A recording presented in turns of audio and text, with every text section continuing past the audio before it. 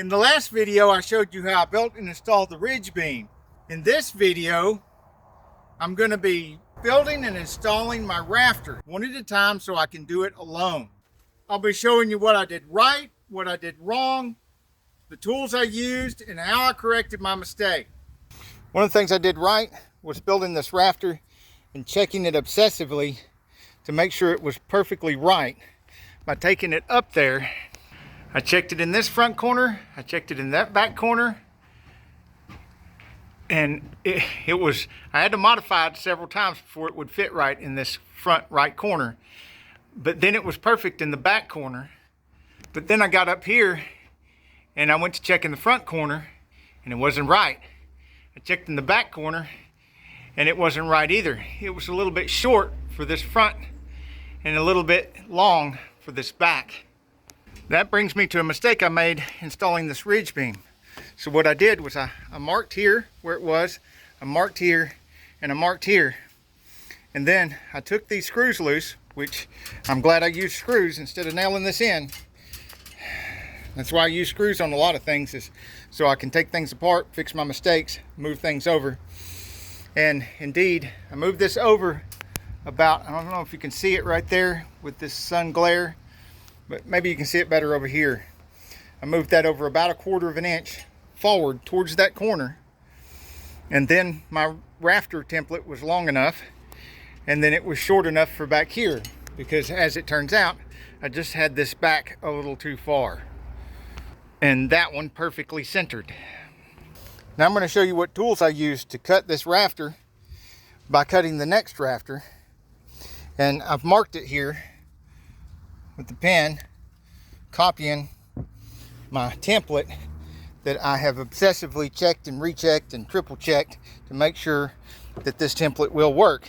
And I've marked this rafter 1 so that I won't use it until last. That way I can just keep copying this one and I don't copy this to this and then copy this to the next one, because a copy of a copy of a copy gets worse and worse and worse. I want to copy off this original and this original only. This is a 412 pitch, meaning that it rises 4 inches for every 12 inches across. That ends up making these angles right here and here 20 degrees on my miter saw.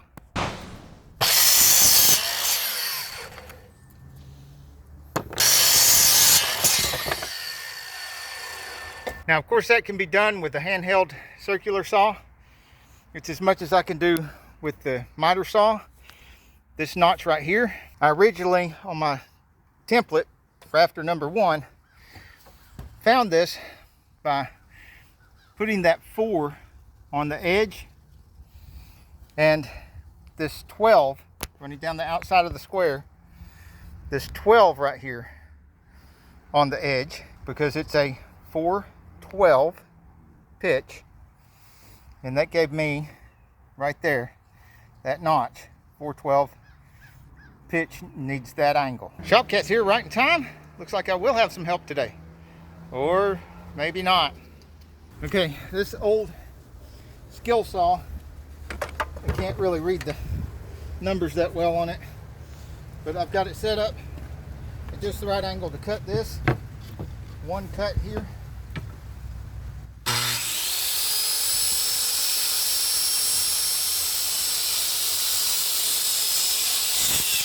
See, that gets me the first cut.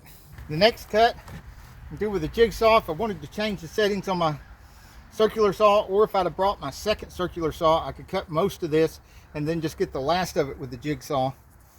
But I didn't bring that other saw, so I just do this with the jigsaw.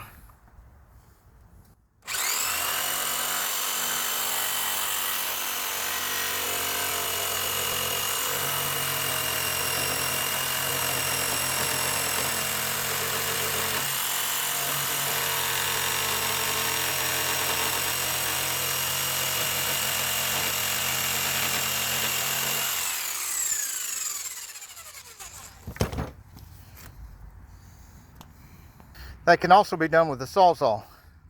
Now check it against rafter 1 to see just how close I got to replicating rafter 1. It's pretty good. It's really good. Now it seems like I could just rinse and repeat a bunch of times, and then start throwing rafters up there and nailing them in place or screwing them in place. It's not that simple. I got some more prep work to do. Since I'm putting them on 24-inch centers, I got to measure from that corner. 24 and mark, 48 and mark, so on and so on and so on and so on and so on. And I can't just stop there because I need marks on the back wall as well. And if you look here, I don't have any marks on the ridge beam yet, which was one of the mistakes I made, because if I had marked that ridge beam while I had it on the ground, it would be a lot easier. I wouldn't be on the ladder marking it now. And both sides of it need to be marked. So I just made a lot of work for myself by not marking that before I put it up. But just like that mistake over there, it's correctable. And I can just screw stuff up, unscrew it, fix it right, and screw it back together and learn as I go. Unless I screw me up and I end up in the hospital, burnt, bruised, and bleeding again. Which, if you're thinking about doing this stuff rather than just watching me, I encourage you to just watch me do it and pay somebody else to do it, because I don't want you burnt, bruised, and bleeding like me. It does happen quite often. This is not exactly safe tools to be working with. But if you do insist on doing this stuff at your own risk, then I hope what I've showed you here helps you out.